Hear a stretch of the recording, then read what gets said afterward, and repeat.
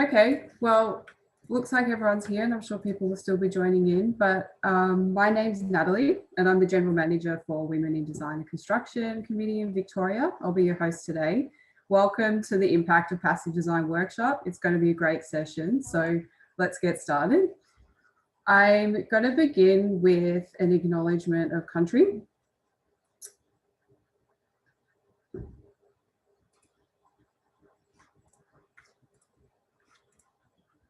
We would like to respectfully acknowledge the traditional and spiritual custodians of the land in which this event is taking place and pay our respects to elders past, present and emerging. We also recognise those whose ongoing effort to protect and promote Aboriginal and Torres Strait Islanders cultures will leave a lasting legacy for future elders and leaders. Just to summarise a bit of the structure for today, we're going to just begin with an introduction to WIDAC, talk a little bit about who we are. I'm also going to talk about some upcoming events and announcements that the Victorian Committee has. Just in regards to housekeeping and to ensure that the event runs smoothly, please turn off your videos and microphones for the duration of the session. The event will conclude at 1:30 p.m. Australian Eastern Standard Time and 12:30 Queensland time. We're then going to launch in, and on the agenda today, we will just have a quick introduction again to the topic today, which most of you will be familiar with and why you're here. There'll also be some live interactive polling, so keep an eye out for that. I'll introduce our lovely guest speaker, Kate, and then we'll end with a Q&A session. As you think of questions today, just feel free to add them into the comment section. We will actually collate all those questions and use them as part of the Q&A session at the end. So keep that in mind throughout the session. We will always try to make these sections as kind of interactive as we possibly can online. So feel free to ask away as we go.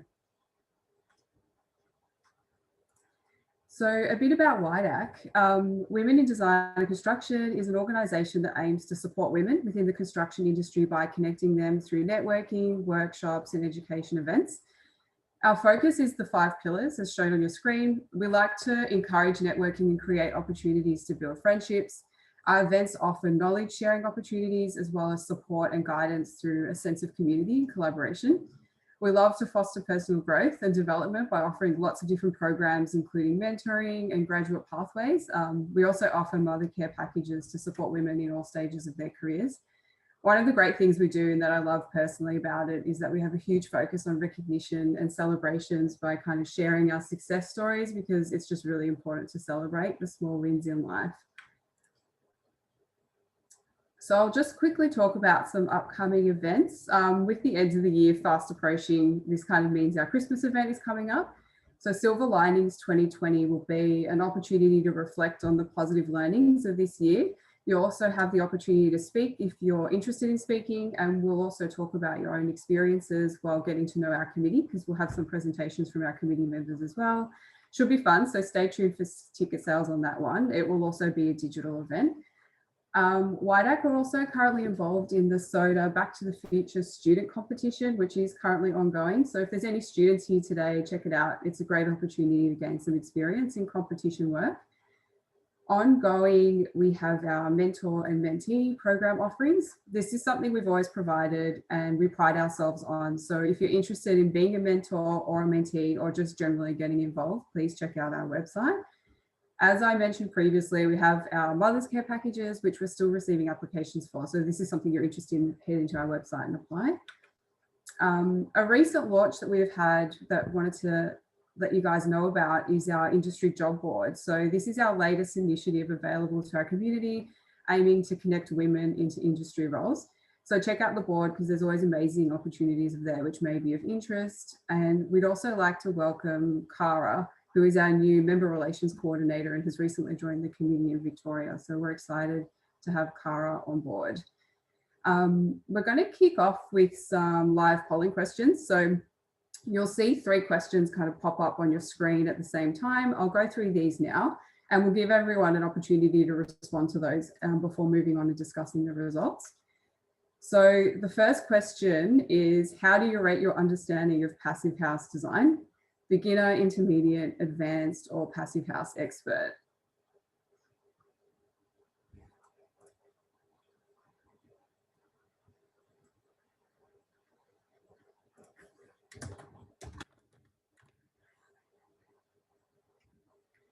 So we'll move on to the next question.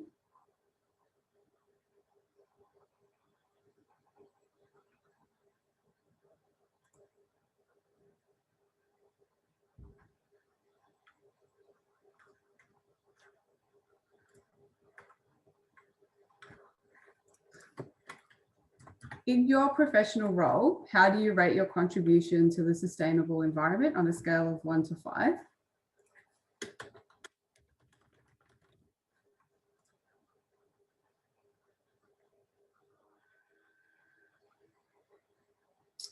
And then our third question is, what definitions best describe a net zero emissions building? So there's a few options there and you can pick multiple responses that you think would apply.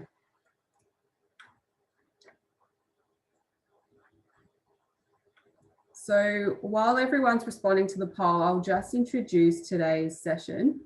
So today's workshop is basically here to arm you with a better understanding of how to integrate your passion for sustainability within your work, help empower you and your team to design and deliver buildings that are healthy, resilient, and can enable us to meet our climate targets.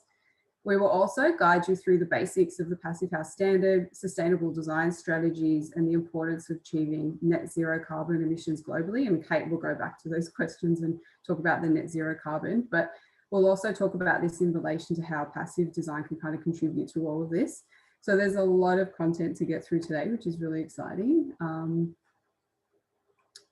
We'll just quickly, has everyone had a chance to get through the poll? Great, so we got the poll results up. So that's good. Everybody's within a beginner, intermediate, and we've got a couple of Passive House experts here, so welcome.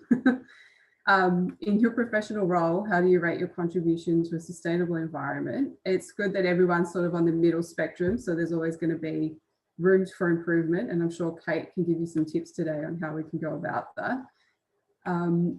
Interestingly, for the last one, there's quite a few responses across the board. So I think, again, it'd be really interesting to hear Kate's opinion on how net zero carbon is and what that means for a building. So without any kind of further ado, I'd like to introduce our amazing guest speaker, Kate Nason, who will be talking all things passive design today. Kate's a passionate advocate for high performance, healthy and resilient buildings.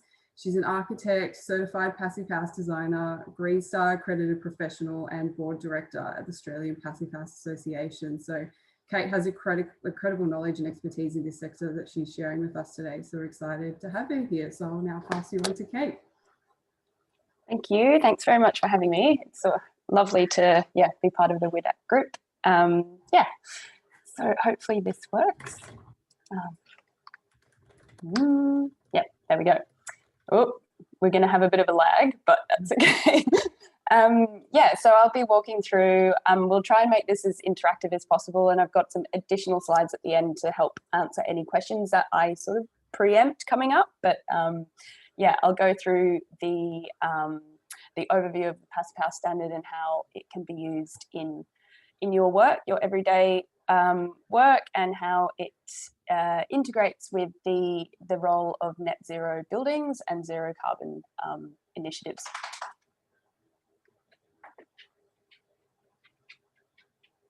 I'm hoping that it's going to listen to my clicking.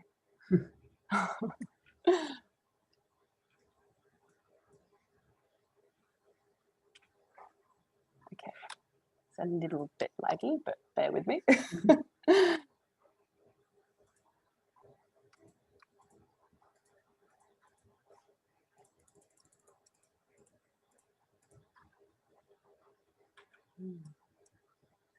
Okay, I won't need to do an introduction.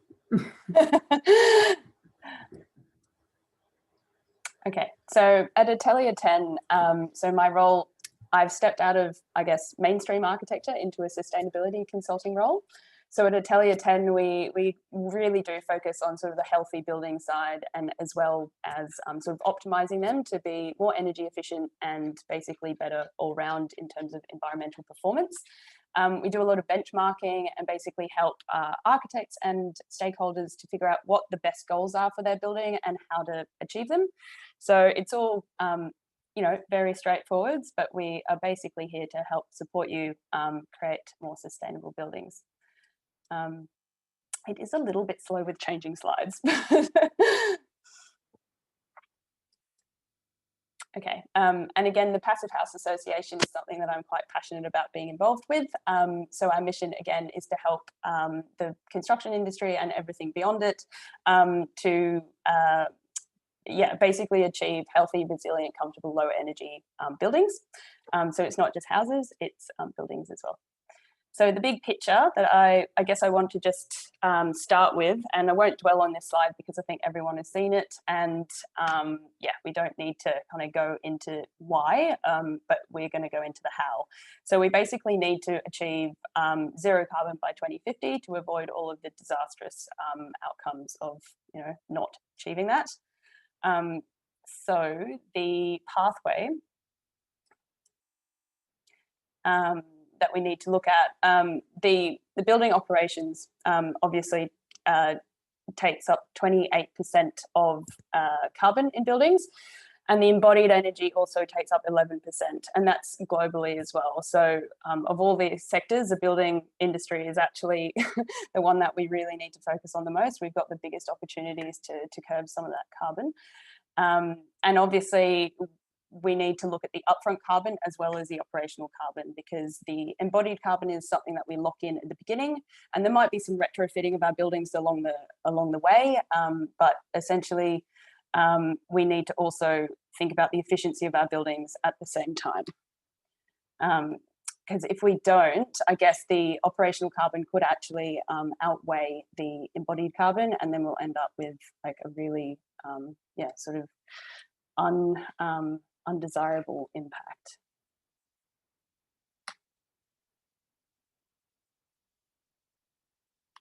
Sorry, I'm clicking across and nothing is happening. There we go. We need to basically bring all of these bars down. So the passive house, next slide, come on. The passive house concept will allow us to essentially tackle the first part of this curve towards net zero carbon. So we've got sort of the passive methods, so solar passive design, all of that great orientation, cross ventilation, all of those fundamental principles, and then we go a few steps further, looking at the plant and I guess the efficiency of the envelope. Unfortunately, there's a trend to go straight to offsets to achieve carbon neutrality, and essentially I think it's the efficiency of the building that we need to tackle first, and then add renewables, then offset. That should be the way that we kind of go about this curve. There's obviously lots of ways that we can achieve carbon neutrality, but the true way would be to start with the building fabric itself.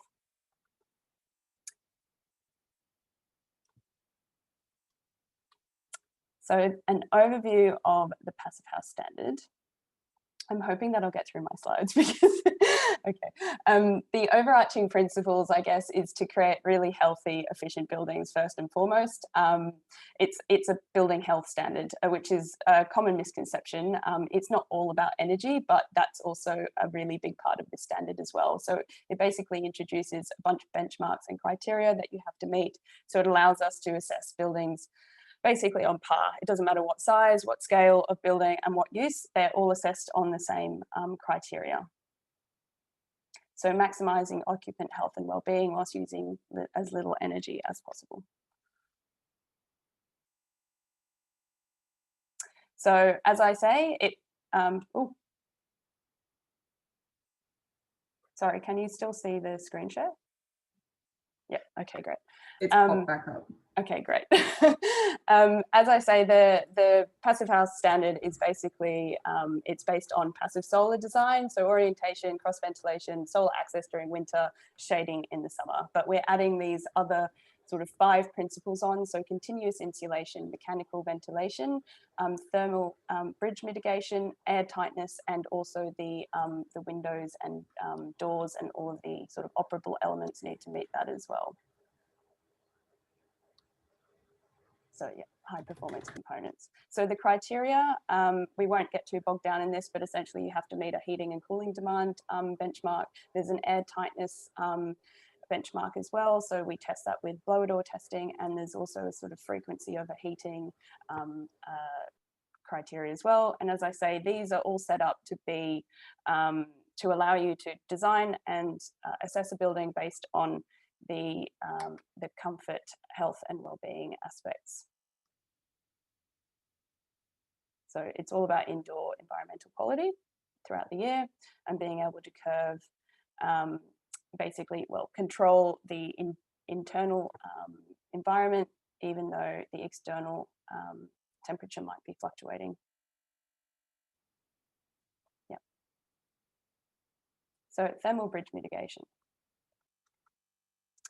So there's two types of thermal bridging. There's repeating thermal bridges within the envelope. So that's where your steel studs, for example, may be transferring heat and cold through the wall fabric itself. So they're, I guess they have a fairly big impact around the building. And then we've also got linear thermal bridges, which are the ones where, say, your roof and walls connect. So if you've got an exposed slab edge, that's a big linear thermal bridge, and the impact of that will essentially, yeah, because it's such a long one, think of the whole perimeter of your roof. That's fairly substantial in terms of energy.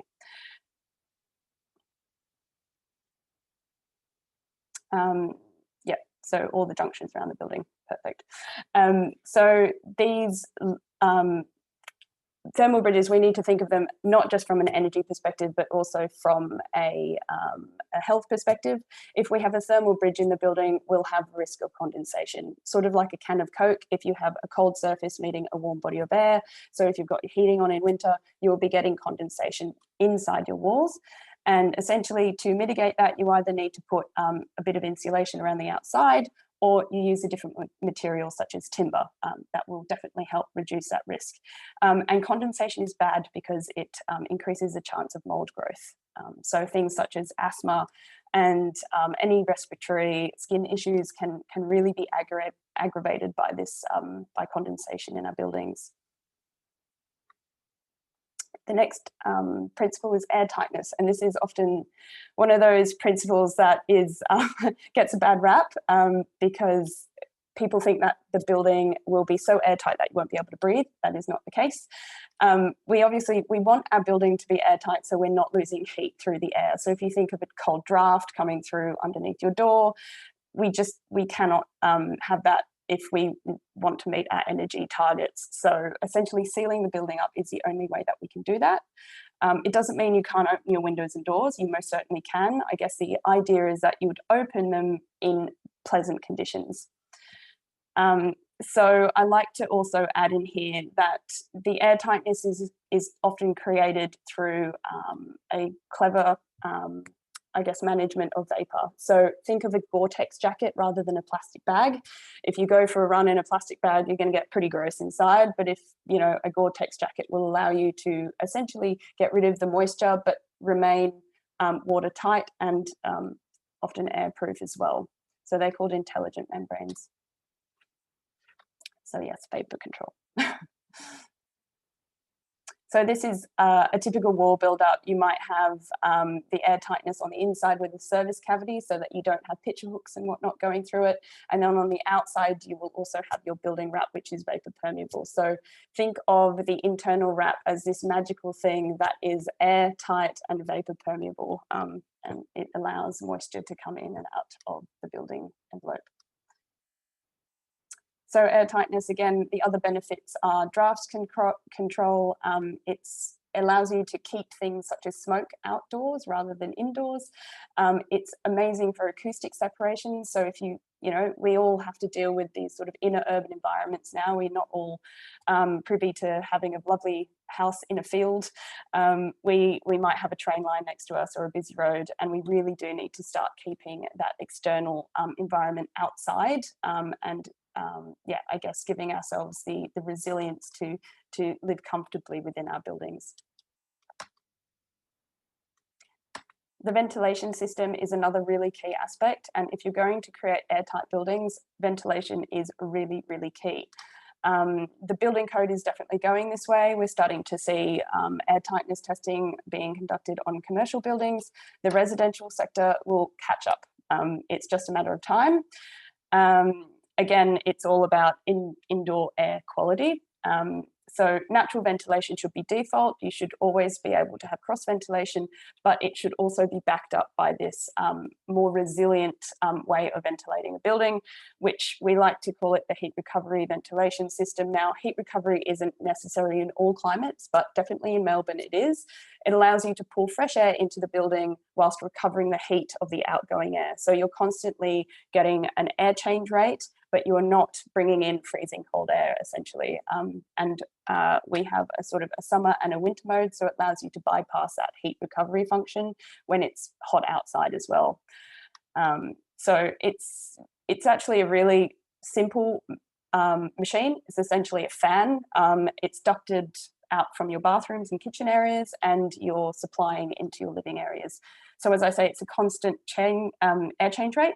So you're constantly removing vapor and I guess indoor pollutants from your spaces, and you're also able to filter the air before it comes in. So in the times of you know, bushfire smoke, or even if you've got a busy road next door to you, it's able to filter some of those pollutants out.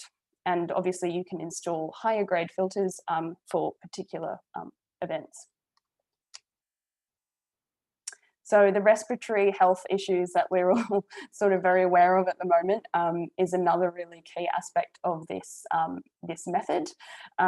Humidity indoors can actually really impact the way that viruses can travel and our respiratory health in general. So if you go below a certain amount of humidity, so if you've got your recirculating heaters on in winter, you will find that the air is drying out quite a lot. You might get sore eyes. It might be harder to breathe, like on an aeroplane. That actually can, yeah, it can cause big, I guess, issues for people that are predisposed to things like asthma. And if we can keep that relative humidity between, say, 40 and 60%, we can actually reduce the amount of mold, viruses, and I guess respiratory irritations out of our indoor environment. So it's actually, from a sort of medical health point of view, it's quite important to be able to stabilize that indoor environment. So just an example, this project was presented at the Passive House conference a couple of months ago, and this is Torrens Childcare Centre in Canberra.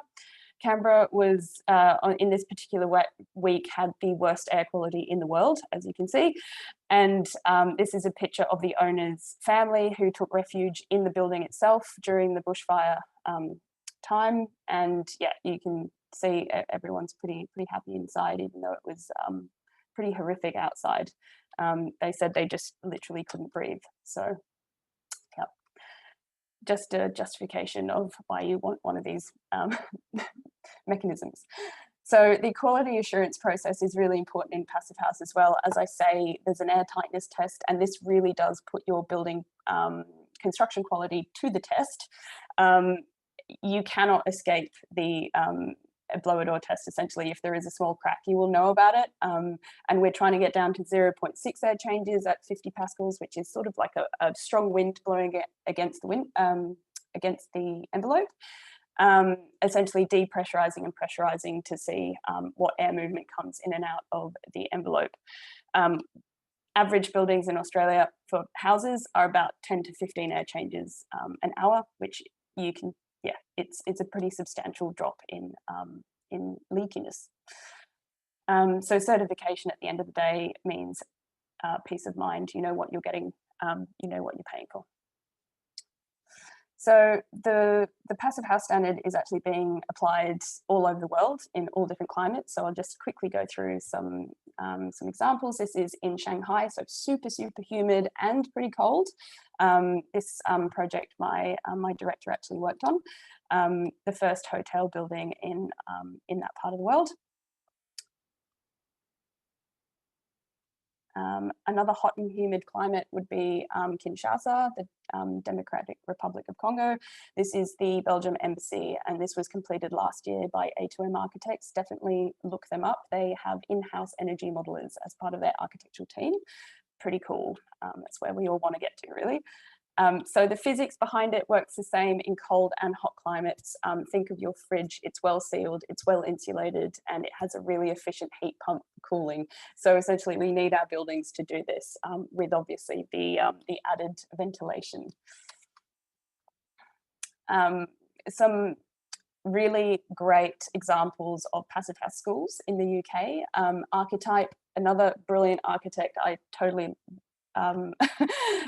recommend you look up. They've done several generations of passive house schools, and they call them generations because they learn from the last one and they integrate all of the efficiencies that they may have missed out on the one previously. And they've got some amazing data that's coming out of these schools as well, just to kind of back up why you would go to this effort. So this data is around indoor air quality. The parts per million content of CO2 in the air. So as you can see in yellow, that is a standard school. Then they did their attempt at passive house. They did, they used the principles, but they didn't certify in the green. And then the blue and the yellow was the next iterations going through certification. And you can see that on a winter's day, when the windows and doors are kept shut in the UK because it's so cold, you can see that air quality actually becoming much more safe. When you go above sort of 3,000 parts per million, that's where you start to get kids falling asleep at their desks. And in terms of education and human performance, it's not great.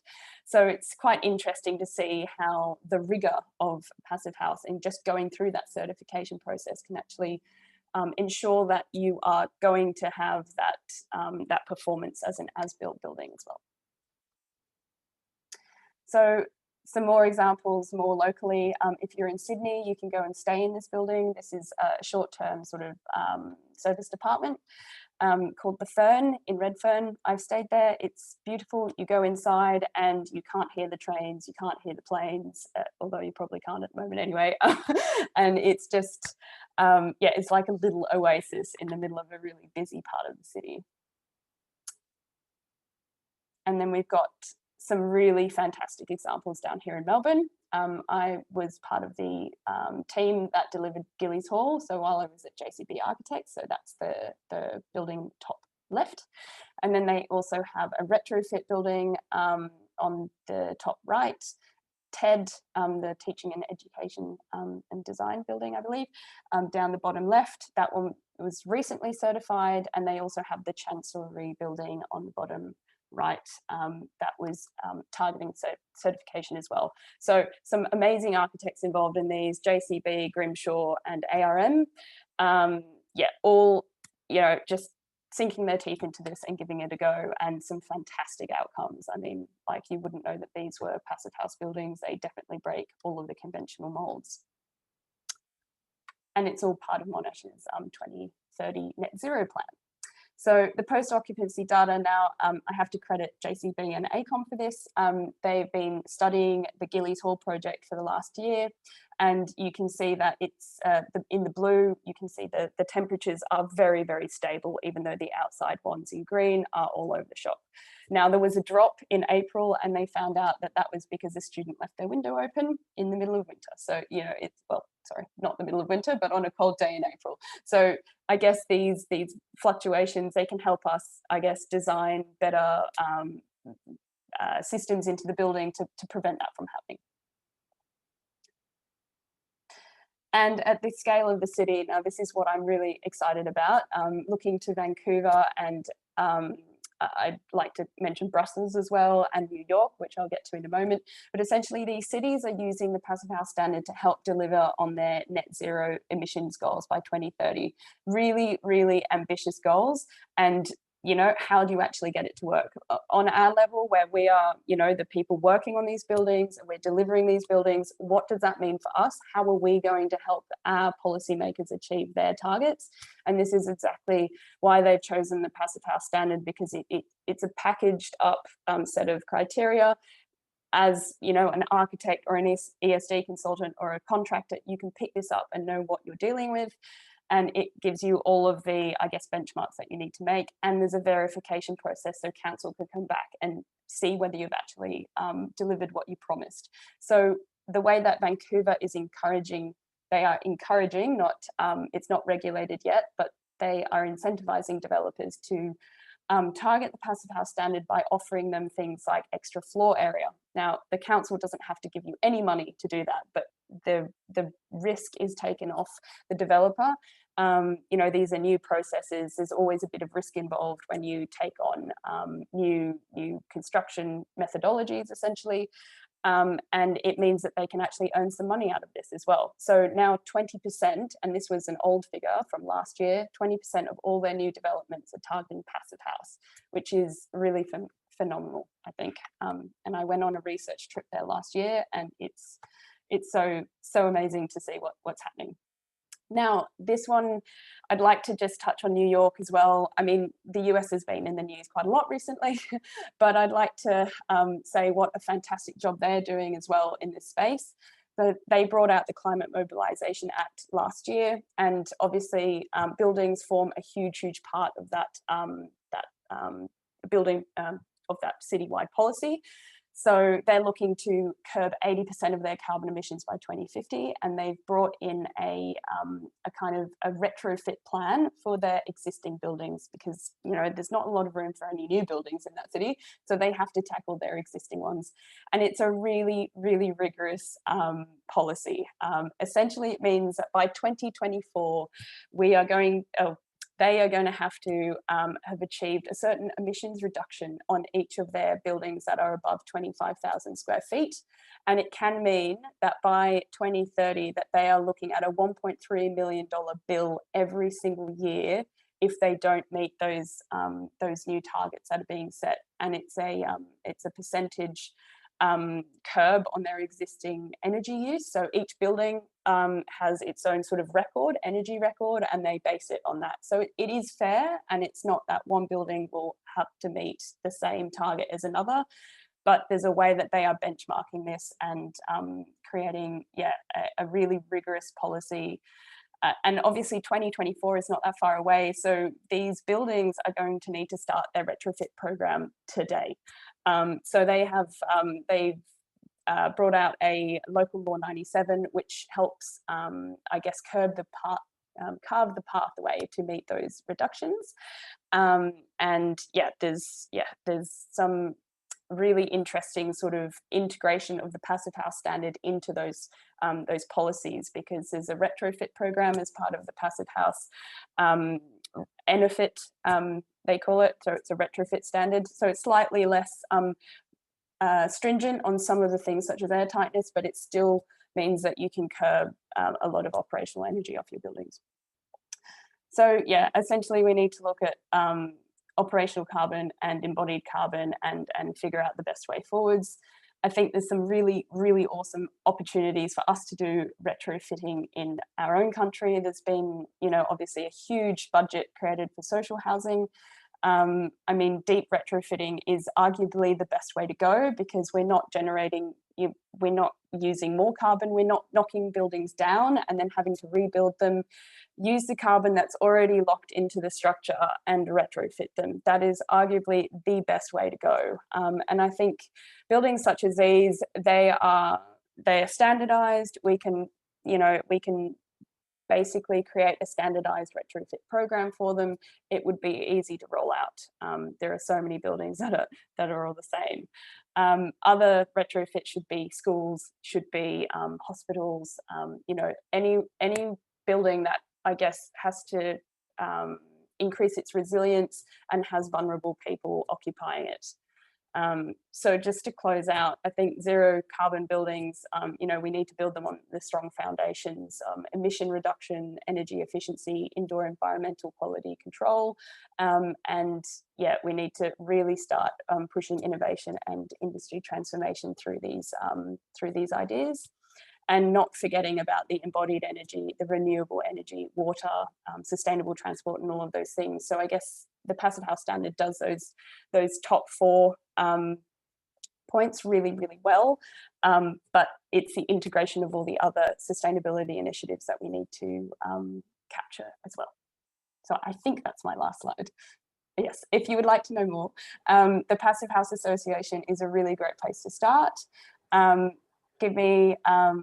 Drop me a line on my email. I'm happy to answer any questions. And as part of the Passive House Association, we've just brought out a new book called Passive House in Australia, and it's basically a catalogue of all of the buildings across our country, all shapes and sizes. All the Monash buildings are in there as well.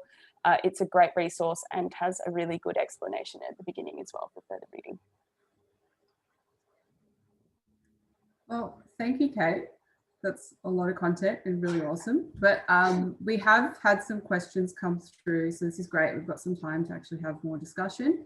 One of our first questions, there's kind of two that are in relation to each other. The first one was, can you speak more about the specific processes and challenges for retrofitting existing buildings?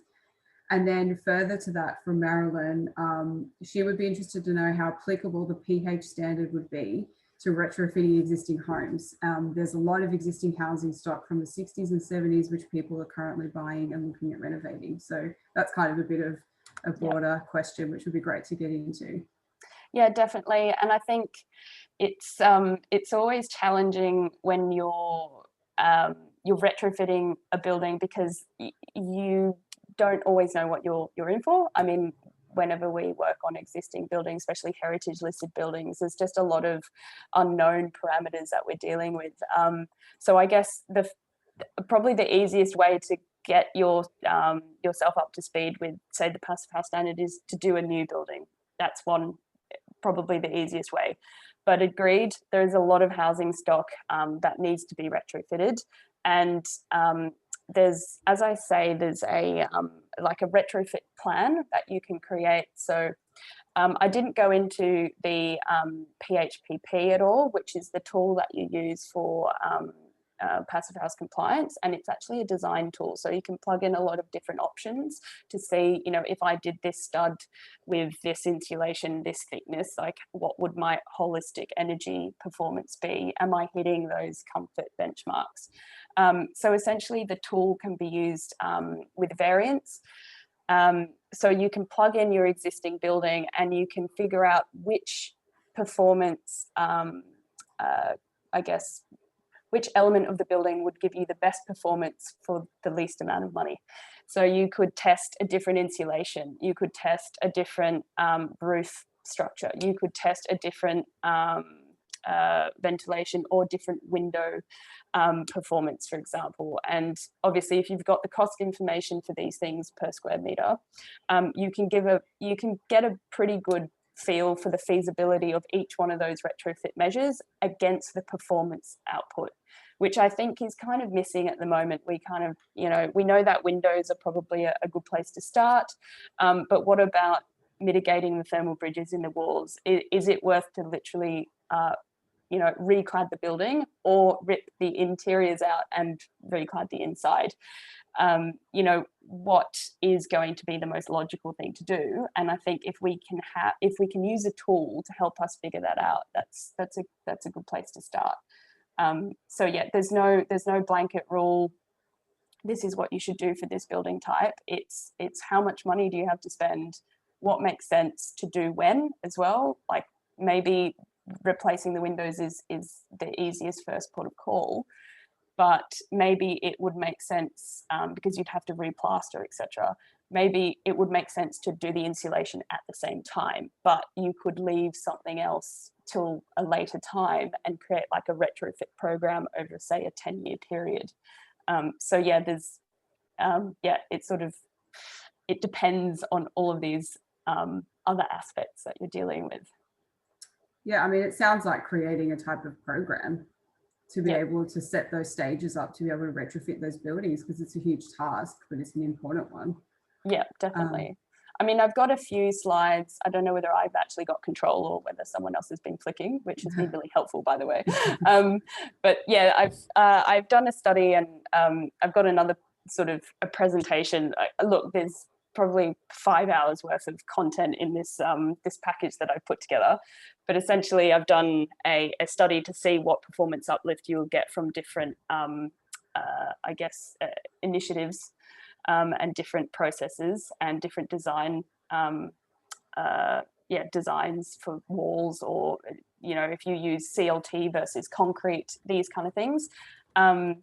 So yeah, you can use the PHPP program to essentially create your timeline and your I guess your route to zero emissions. Okay, that's good. We have a few more questions, which is good. From SQC, why was the title of this talk called Passive Design and not Passive House? That's a good question. And look, I think it could have been called Passive House. And there's two ways to spell that. The British way would be, you know, passive house is two separate words, and the German way, obviously, like you put in the question. I guess I like to be inclusive as well. These aren't necessarily principles that you can only use for a passive house building. These are principles of building physics. And actually the passive house standard was just created from very internationally recognized principles. So Canada will claim that they came up with the standard first. Germany, Russia, you know, all the building scientists have had the same idea. It was just about putting it together and saying, right, we're going to put this as a benchmark, and this is how we're going to test it. So look, the Passive House Institute did it quite well, but we don't need to call it, you know, purely passive house is the way to go. It's like, let's just use these principles. And I think if you want to have that quality assurance, then yep, use the standard. But yeah, I encourage you just to think of it as really the foundations of good, passive, environmentally sustainable design. Yeah. Yeah, no, I like that. More inclusive, maybe. Yes, more inclusive. Less stigma. Yeah. So we have from Alicia, what sort of impact does the presence of asbestos have for buildings being retrofitted? So if complete removal of the asbestos is not feasible, what strategies can we use to do our best to improve passive performance in those buildings? With asbestos? Mm. I'm not 100% sure on like whether you need to remove it or whether you can cover it up. That's not really my area of expertise. I would imagine it's best to just get rid of it, full stop, and replace it with something a bit healthier. Particularly if the asbestos if you're going down the passive house route, you're looking at an airtight building. So depending where that airtightness barrier is, if your asbestos is within that airtightness zone, you would want to get rid of it, because I just feel like that's something that you don't want to have in your air.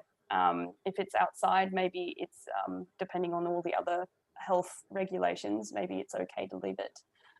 It's a good question, and I get a lot of questions about the embodied carbon of some of these building products as well. And it's one of those things that you could go down a really rigorous LCA route and figure out which, how much embodied carbon is in a airtightness membrane versus just using, say, concrete, which is airtight. So it's sort of like, what performance are you getting? How much energy are you saving through operational means? But how much are you putting into the embodied carbon? It's a really tricky thing, and at the end of the day, we're using energy, right?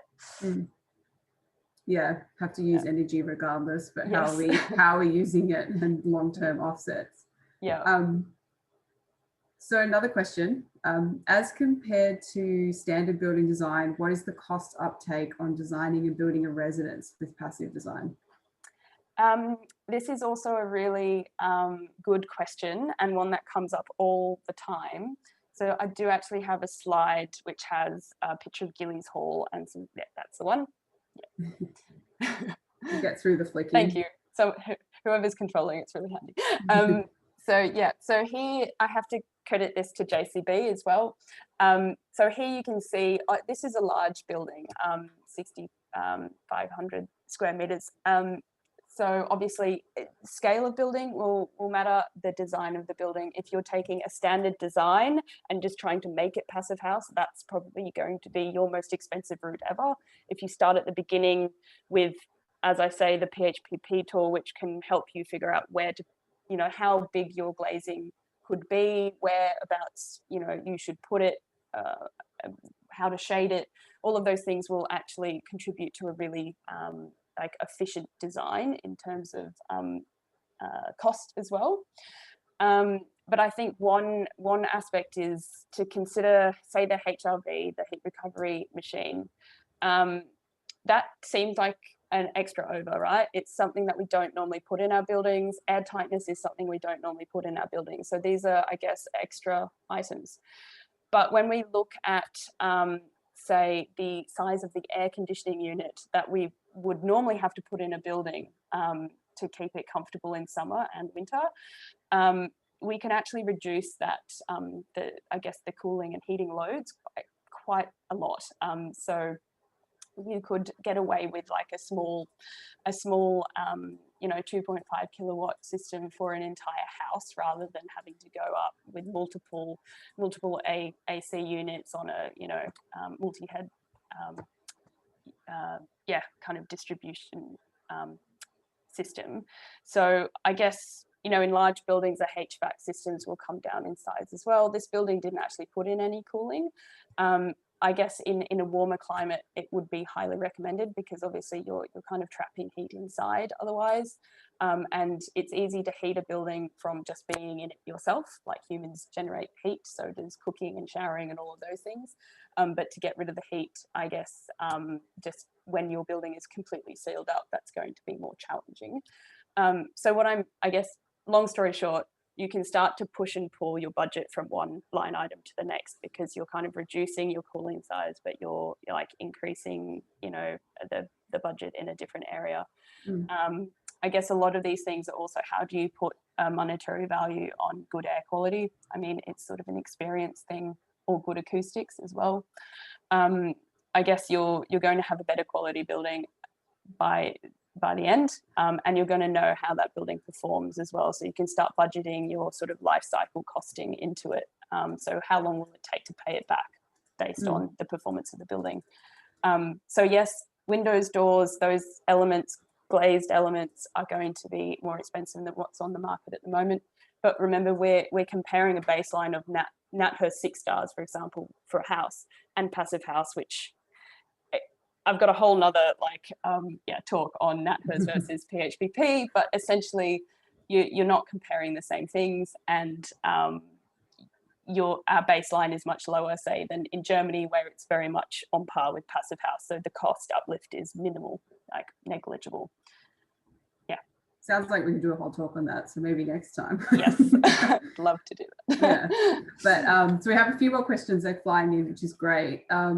Are the government heritage buildings also going to be retrofitted in the near future? And are there ways of retrofitting the existing buildings without knocking or damaging them? There's quite a few in regards to retrofitting. Yeah, great. And I tell you what, Lavelle Chen, the architects down here in Melbourne, are doing some awesome stuff in this space. They retrofitted Melbourne Uni. I forget the name of the actual building, but it's the one in the city, and it's got this amazing, I guess, glazed roof, like domed roof. University Hall, I think it's called. So they've retrofitted that to the passive house standard. They've retrofitted I guess it's an addition onto a heritage listed building in Bendigo, and that's a gallery space.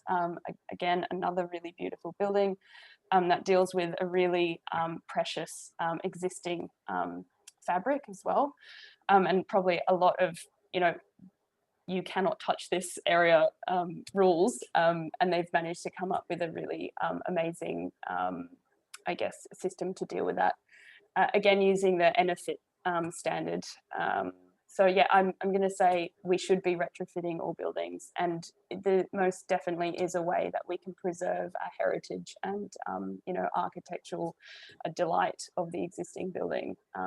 Yeah, I don't think it needs to be a knockdown rebuild situation. Yeah, I mean, and that's a good thing to know as well, just in general. Yeah. Okay, so next question. Does the selection of internal materials, including plaster, floor finishes, and everything in regards to that, help reduce the emissions? Definitely, everything has a bit of a thermal property. So again, the Passive House program allows you to plug in all of the layers of your roof or wall or floor build-up, and that includes plasterboard. Basically anything outside of the, so when you get to kind of the external building wrap and say you've got a vented cavity, that doesn't count because it's vented. So it's basically, you know, outdoor air hitting that surface, but anything inside of that point is definitely counted. So yes, plasterboard will help. How much is is maybe up for discussion, but yeah, it all adds up. Like your timber on top of your concrete slab will help.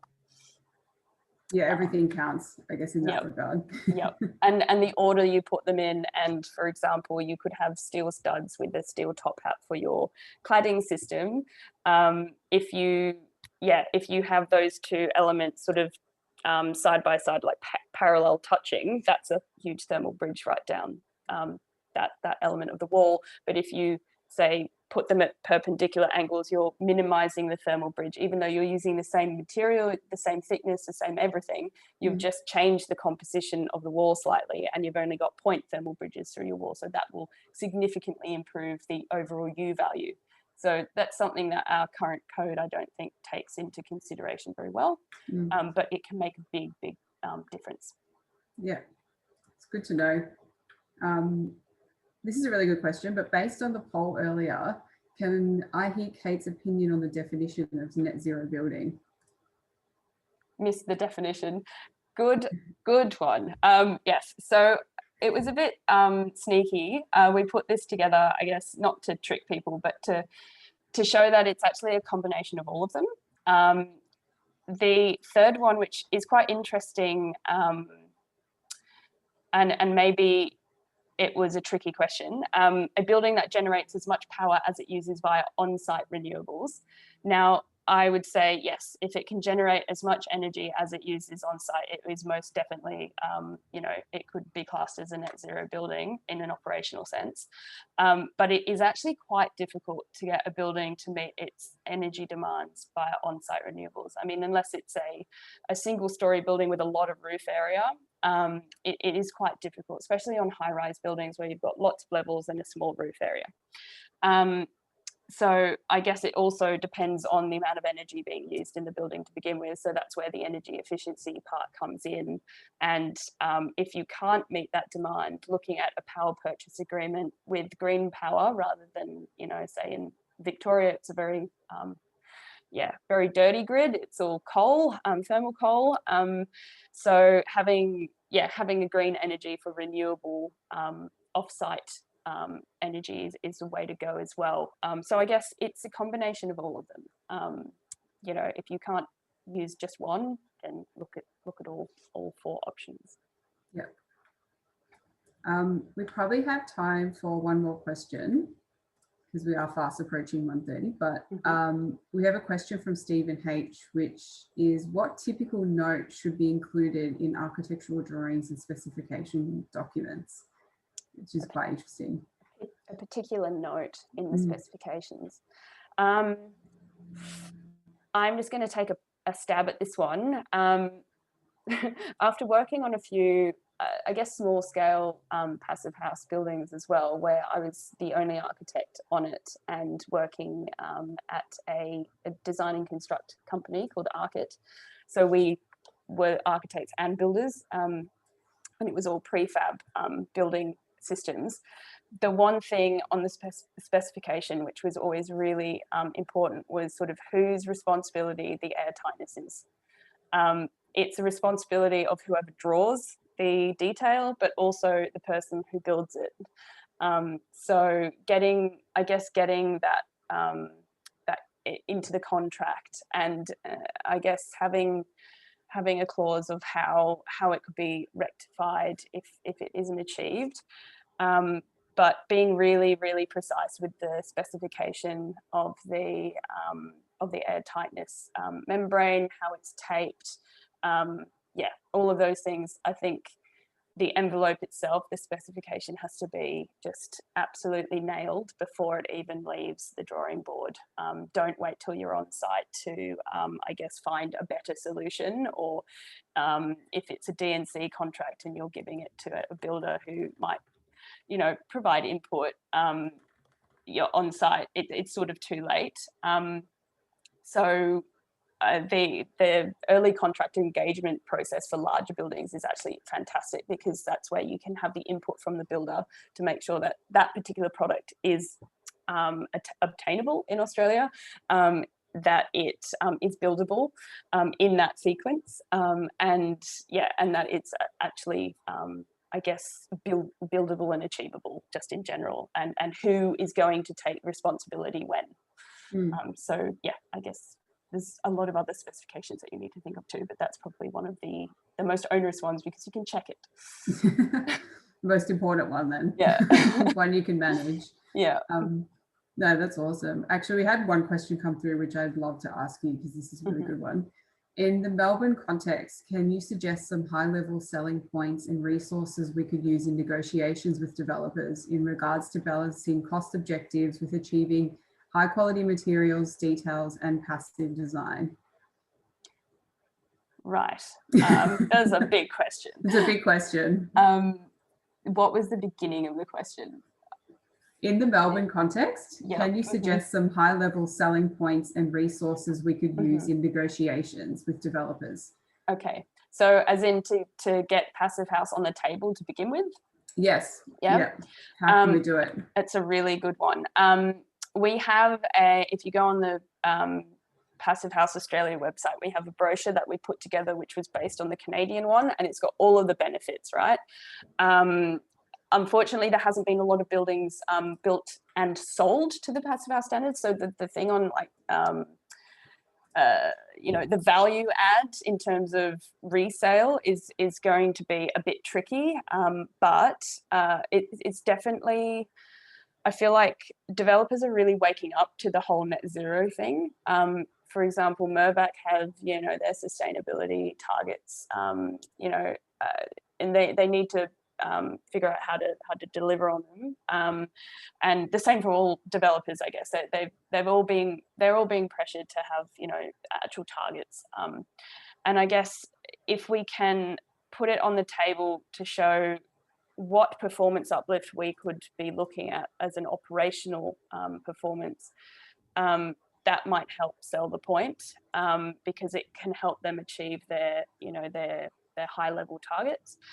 But also from a, for example, like a build to rent or an owner occupied building, owner operated building, more so, what energy savings and what cost savings you would have, you know, post construction. So once the building is in operation, for example, schools and hotels and that kind of thing, that would be, I think, yeah, the life cycle cost analysis should be done with that data of performance. And I think that could really speak volumes for why you should go down this route. Yeah, I mean, that's a good reference as well for everyone in the context of, especially dealing with developers, because I'm sure most people will or have in their time. Yeah. It's finding what their targets are at high level, which often doesn't filter down to all team members. But if you can pull things from their sustainability plan, that's quite useful. Yeah. Well, thank you so much, Kate. I think it's time. We've hit the 1 hour, which is perfect. But thank you so much for attending today. I hope everyone got a lot out of this session. For those that were unable to attend or have registered, this will be recorded and accessible after this session. I just want to quickly thank our national sponsors that support us in having these events. This is the reason we can have them. And thanks again, Kate, for your time today. That was such an amazing presentation and really great that we got to ask some pretty hard questions. And I think you were really able to give us some solid feedback on them. And as always, everyone's still free to ask questions after this session as well, because it's always going to be an ongoing learning curve. So thanks again, everyone, and thanks for your time. And I hope you enjoy the session. Yeah, thanks for having me. And yeah, please do shoot through any questions. I'm more than happy to have a discussion. Or yeah. Thank you.